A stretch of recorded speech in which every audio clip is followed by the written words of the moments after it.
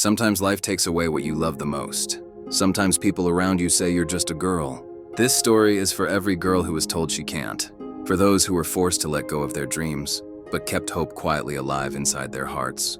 This is the story of Anaya, a young village girl who almost lost everything she loved until one person, her father-in-law, helped her believe again. In a quiet village surrounded by rice fields and dusty roads lived a girl named Anaya. She was only 16 years old, but her eyes shone with dreams much bigger than her world. Every morning she would walk miles to school, her feet covered in dust, but her heart full of hope. She loved books, especially math and English. Her teachers admired her. Her classmates followed her lead. When someone asked, "Anya, what do you want to be when you grow up?" she smiled and said, "I want to be a teacher.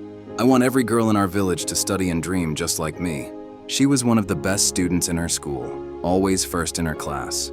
Her marks were high, her dreams even higher. But life doesn't always let dreams fly easily. One evening, her father came home from the market. His voice was serious. "Anaya," he said, "your marriage has been fixed. The boy is from a good family. You will live a happy life." Anaya froze. "Marriage? But Papa, my exams are next month. I want to finish school." Her mother looked away. "It's decided. My child, it's time you take responsibility. A girl's real home is her husband's home." Anaya cried that night. She begged, she pleaded, but no one listened. Her books were packed away, her school uniform folded for the last time. And just like that, the brightest girl in school became a bride at 16. Her new home was far away in another village. Her husband Ravi was kind but quiet. Her mother-in-law was strict. Days passed in cooking, cleaning, and endless chores. Her hands were busy, but her heart felt empty. She missed her books, her teachers, her dreams. At night, she would open her old notebook, secretly hidden in a box, and whisper to herself, "I don't want to forget what I learned." She would write small equations on the back of grocery papers. She would try to read English words from old lessons, but she felt alone. No one cared about her dreams, or so she thought. One evening, her father-in-law, Mr. Dev, came home early. He was a retired school principal, wise, calm, and soft-spoken. He saw a small light coming from Anaya's room. When he peeked in, he saw her writing something by the dim lamp. "Anaya, what are you doing at this hour?" "Oh, nothing, Babaji, just some writing." "Don't be afraid, child. I was a teacher once." "I know that." "Look, you were studying, weren't you?"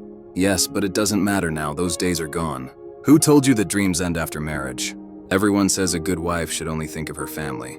And a good husband's family should think of her dreams too." Anaya looked at him surprised. No one had ever spoken to her like that. From that night, things began to change. Mr. Dev started giving Anaya old textbooks. Every evening when the house became quiet, he sat with her in the small courtyard. "You were a good student, weren't you?" "Yes, Babaji, I loved school. I wanted to be a teacher." "Then let's start again slowly. No dream is too late if your heart is still learning." Then he taught her math again, explained English grammar, and gave her small homework to do. Sometimes she'd laugh. "Babaji, you are strict like a real teacher," he'd reply smiling, "and you are my favorite student."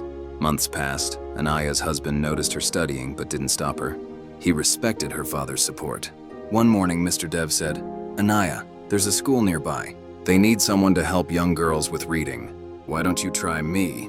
I'm not a real teacher yet. You have knowledge and kindness. That's all a real teacher needs." With his encouragement, she went. At first, she was nervous. The children laughed when she stumbled, but soon her voice grew confident. Within a few weeks, every little girl in the school loved her. They called her teacher Anaya. News spread through the village. Mothers started sending their daughters to school. People who once said, "What can a girl do?" now said, "We want our daughter to be like Anaya." Anaya's classroom was filled with laughter, curiosity, and hope. One evening as she came home, she saw her father-in-law waiting by the gate. He was holding her old school certificate. "I went to your old school. I told them about you. They want you to take a test. If you pass, you can officially become a teacher. Babaji, you did all this for me. You did it for Had."